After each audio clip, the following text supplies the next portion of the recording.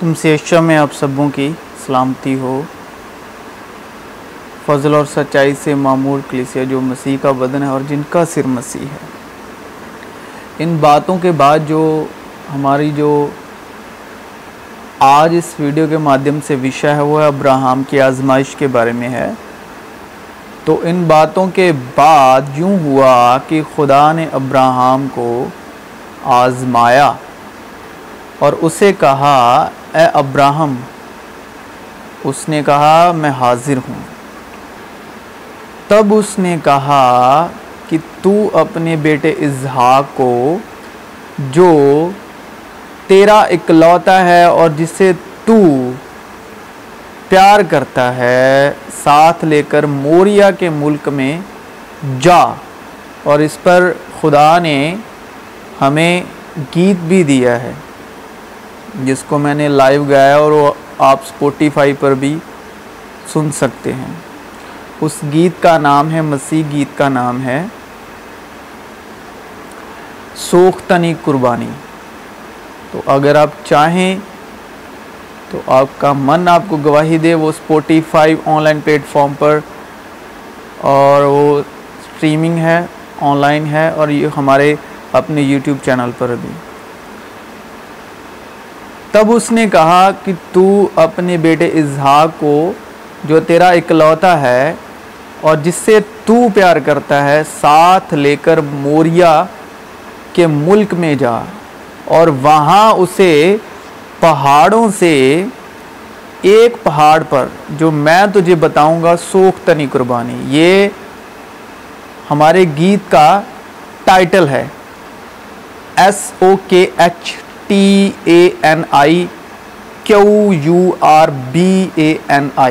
सोख्तनी कुर्बानी यशारिम L YASARIMEL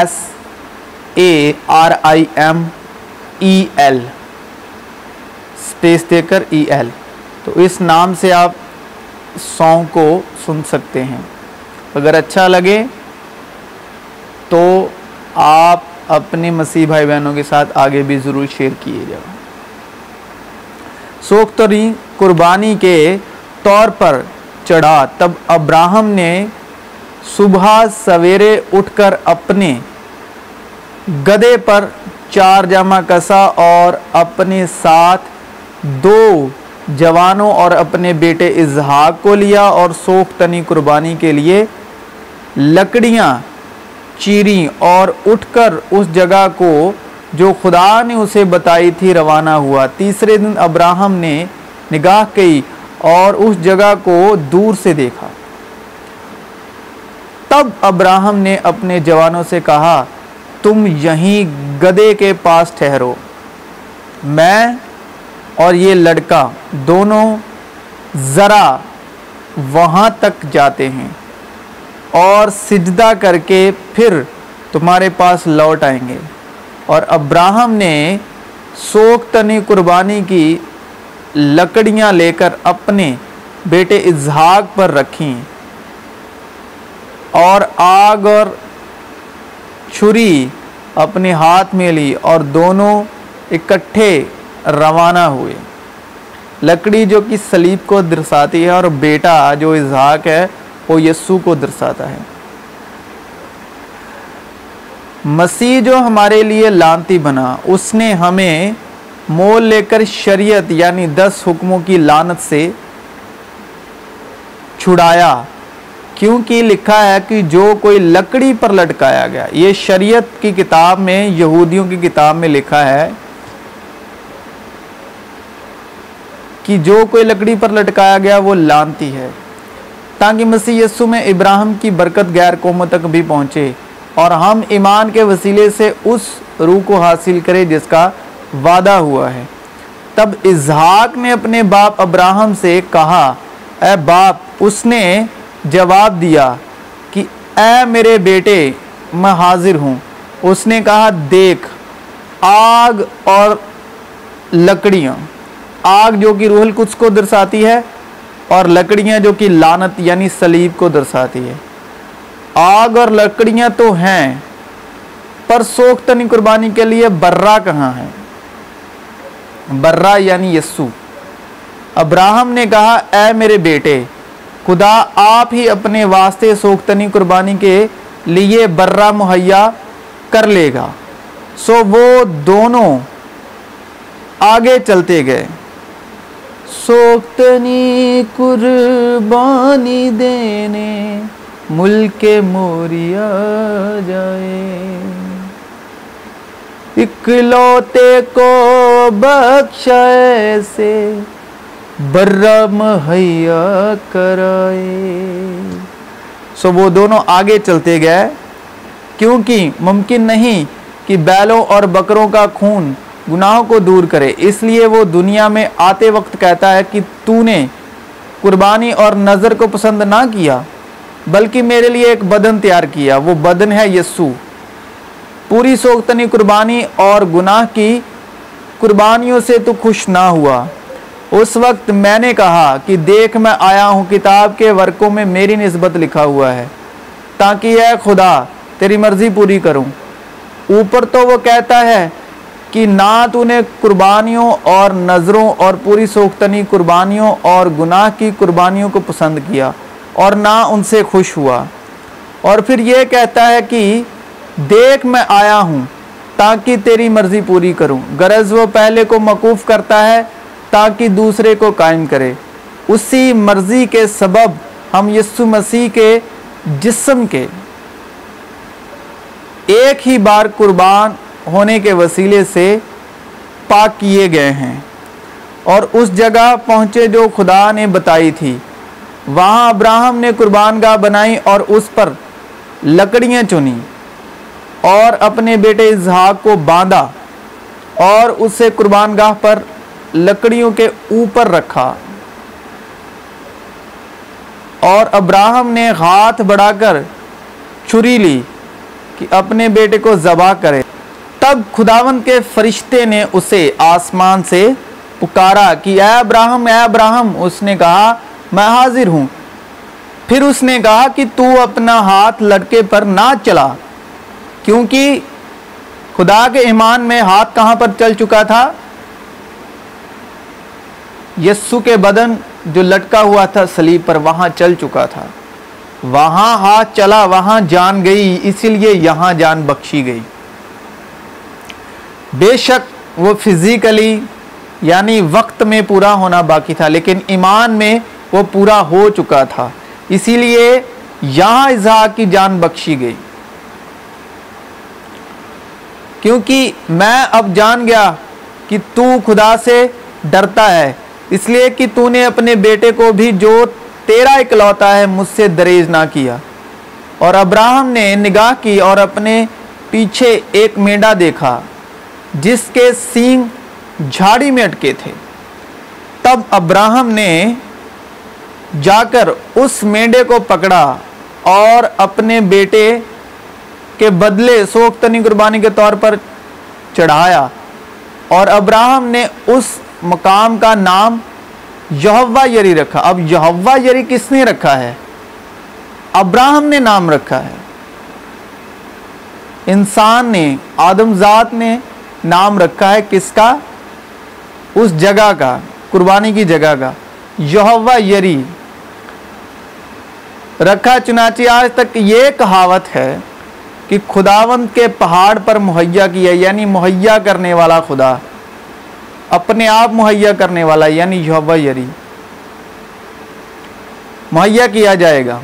और खुदावंद के फरिश्ते ने आसमान से दोबारा अब्राहम को पुकारा और कहा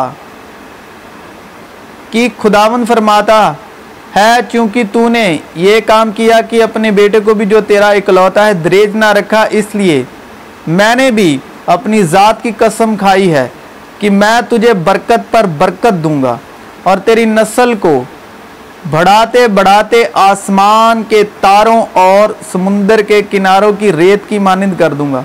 और तेरी औलाद अपने दुश्मनों के फाटक की मालिक होगी और तेरी नस्ल के वसीले से, और वो नस्ल मसीह है, ज़मीन की सब कौमें बरकत पाएंगी, क्योंकि तूने मेरी बात मानी। मैं ये बात जाहिर करना चाहता हूँ कि जब आसमान से फरिश्ते के, मतलब अब्राहम का हाथ रोका, यानी फरिश्ते ने आवाज़ से जब फरिश्ते ने पुकारा अब्राहम को और उसका हाथ रुकवाया गया फरिश्ते के वसीले। उसी वक्त ईमान में वो हाथ कहीं और चल चुका था। बेटा बख्श दिया गया और बर्रा ज़बां किया गया, क्योंकि खुदा ने दुनिया से ऐसी मोहब्बत रखी कि उसने अपना इकलौता बेटा बख्श दिया, ताकि जो कोई उस पर ईमान लाए, और बेटे की रूह है और यीशु का बदन है,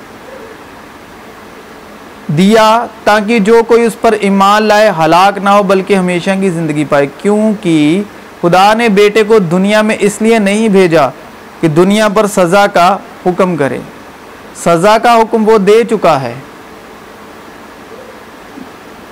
जो हमारे लिए गुनाह आलूदा बदन तैयार हुआ, यानी यीशु का बदन, बल्कि इसलिए कि दुनिया उसके वसीले से नजात पाए। जो उस पर ईमान लाता है उस पर सज़ा का हुक्म नहीं होता, जो कि मसीह में है वो नई सृष्टि है, गुनाह का तुम पर इख्तियार ना होगा। जो उस पर ईमान नहीं लाता उस पर सज़ा का हुक्म हो चुका, इसलिए कि वो खुदा के इकलौते बेटे के नाम पर,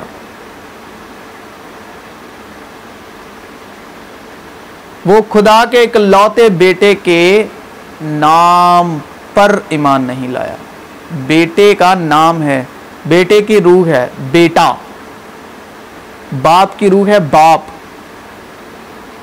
और चूंकि तुम बेटे हो इसलिए खुदा ने अपनी बेटे की रूह, और चूंकि तुम बेटे हो इसलिए खुदा ने अपने बेटे की रूह हमारे दिलों में भेजी। किस लिए भेजी? कि तुम बेटे हो। कहने में, पढ़ने में, समझने में हम अपनी अकल से समझते हैं कलाम को, लेकिन कलाम को कलाम की समझ से, खुदा के रूह की समझ से, रूहुल कुद्स की मदद से, मुकाशफा के रूह से ये कलाम खुद बताता है कि मैं क्या कहना चाहता हूं।